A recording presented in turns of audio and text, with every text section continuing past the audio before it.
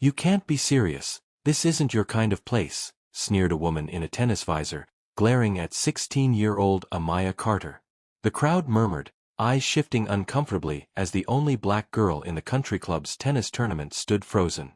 Amaya clutched her worn-out racket, heart pounding. Her mother had scraped together money for lessons and second-hand gear just to give her this chance. But instead of being welcomed, she was being publicly humiliated. The tournament was a big deal, hosted at a prestigious, mostly white, elite club in Georgia. Amaya had worked for years to qualify. Yet now, before she even stepped on the court, whispers filled the air. "She doesn't belong. Where's her coach? This isn't the inner city." But Amaya didn't flinch. Her eyes scanned the crowd, found her mother's proud, tear-filled gaze, and she walked straight to the court. "Let my game speak." Emily Weston, the club's poster girl, was everything Amaya was told she wasn't. With her expensive racket, designer gear, and polished blonde ponytail, she looked like she belonged on the cover of a tennis magazine.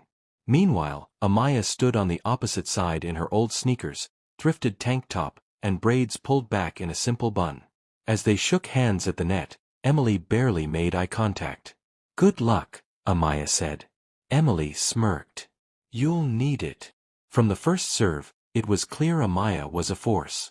Her reflexes were lightning quick. The ball cracked off her strings like thunder, leaving spectators stunned. Her first point was an ace. The second, a blistering forehand winner down the line. The third, a cross-court drop shot that had Emily scrambling. Murmurs rippled through the crowd. "Who is this girl? She's not supposed to be this good." Amaya played with focus, grace, and a quiet fire that rattled her opponent. Emily, growing frustrated, started making unforced errors. She smashed her racket to the ground after losing the first set 6-2. By the second set, the crowd had shifted. What began as whispers of doubt became gasps of amazement. Some of the same people who scoffed when she walked onto the court were now sitting up straight, watching every swing. Emily couldn't keep up. Amaya controlled the pace, the angles, the rhythm. She owned the court. Final score, 6-2, 6-0. The once snobby audience was now forced into respect. A few even stood to clap. Amaya didn't gloat. She didn't point fingers.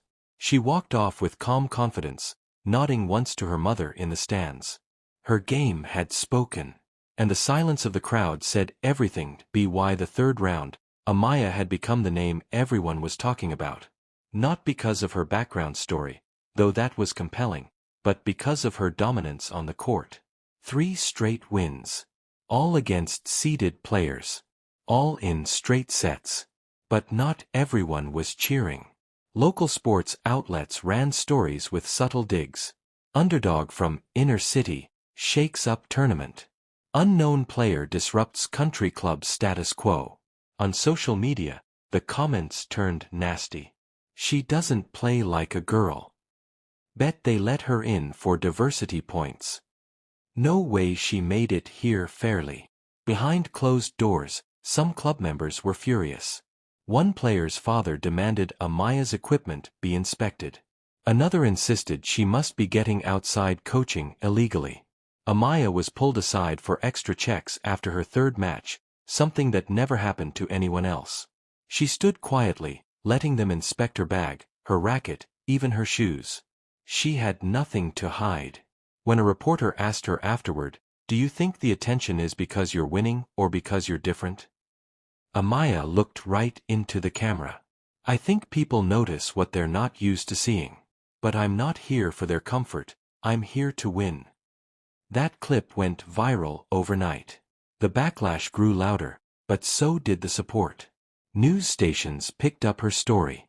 People across the country, especially young black girls, began posting videos imitating her swings, calling her their shiro. Even Serena Williams reposted her match clip with a single word: respect. Still, inside the club, the atmosphere was tense. She was no longer just a competitor, she had become a symbol. And not everyone was ready to accept that. But Amaya, she welcomed the pressure. Because she knew pressure wasn't a threat. It was fuel. The final match was everything the tournament had built toward: old money versus new grit, tradition versus change. The opponent, Chloe Harrison, undefeated champion, club royalty, and daughter of a board member. With years of private coaching, luxury gear, and media polish, Chloe was considered untouchable. Amaya, on the other hand, had only one coach, her mom. No big endorsements, no entourage. Just focus. Just heart. As Amaya stepped onto the court, the atmosphere was electric. Half the crowd still looked skeptical. The other half stood on their feet, phones out, already recording history. Before the match started, Chloe's coach muttered just loud enough for Amaya to hear. "This is the last time an outsider gets this far." Amaya didn't respond. She adjusted her headband and took her place. Her nerves were on fire, but her purpose was louder than her fear. Set 1, Chloe came out strong. Her serves were precise, her returns powerful. She won the set 7-5. But Amaya wasn't shaken, she was studying. Calculating. Set 2, that's when Amaya struck back. Her footwork sharpened. Her angles got tighter. She exploited every weakness she'd observed. The crowd roared as she took the second set 6-3. Then came the final set. Every point was a war. Chloe screamed with every miss. Amaya remained silent, calm like still water before a wave. Final game. Match point. Chloe served hard. Amaya dove for it, stretched, twisted, and hit a spinning forehand that landed just inside the line. The chair umpire called, "Game, set, match, Amaya Carter." The crowd exploded. Some sat in stunned silence. Others cheered like they were witnessing the birth of a legend. Chloe walked over, defeated but humbled, and whispered, "You didn't just win, you changed the whole game." The morning after the final, Amaya Carter's name was on every screen across America. Sports channels replayed her winning shot in slow motion. News anchors called her the future of tennis.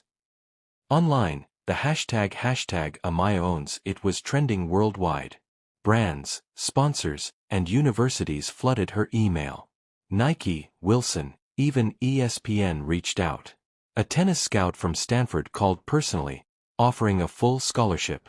Everyone wanted a piece of the girl who turned the country club system upside down.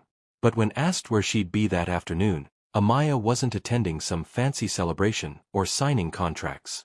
She was back at her neighborhood tennis court, coaching the same little kids who used to peek through the chain-link fence to watch her train.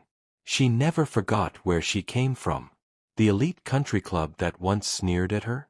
They were now under national scrutiny. Their board released a formal apology. And in a twist no one expected, they renamed the tournament's MVP award to the Amaya Carter Cup, a move sparked by community pressure, but embraced by players inspired by her story. A month later, Amaya stood at that same podium where she had once been ignored. Now, the spotlight was all hers. "I didn't win this tournament just for me," she told the audience. "I won it for every little girl who's been told they're too poor, too black, or too different to belong. Let this trophy be proof, you don't have to fit into the room. You can build your own." The crowd erupted. From that moment on, no girl who looked like Amaya was ever told, "You can't compete again." Because Amaya didn't just win a tennis match. She served a legacy.